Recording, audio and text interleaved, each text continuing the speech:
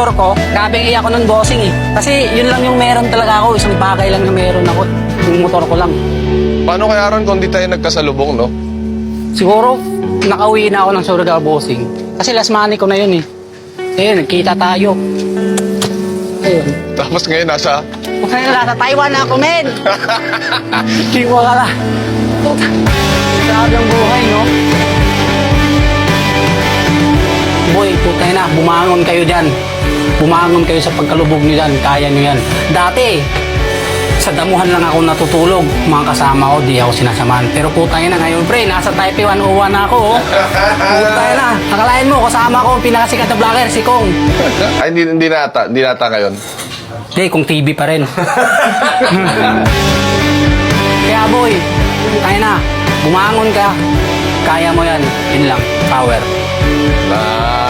Ito siguro yung pinaka-surprise namin para sa'yo. Hindi ako interpret. Ay, go! Na, Oh, sing!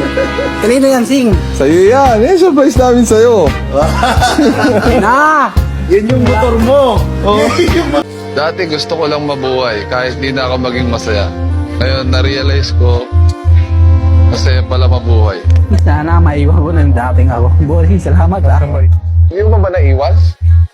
Gusto mo ba bang mag-ano? Hindi na po. Akala ko hindi mo pa naiwan eh. Anong kaso? Drugs po. Okay na yan. Pinagbayaran mo na, di ba? Opo. Tapos na.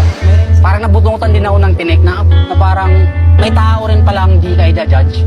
Kasi addict na nga kami. Kapamukha mo pa. Parang gusto namin yung parang may magbibigay ng liwanag sa'yo na ay Ron, kaya mong magbago. Kaya mong magbago.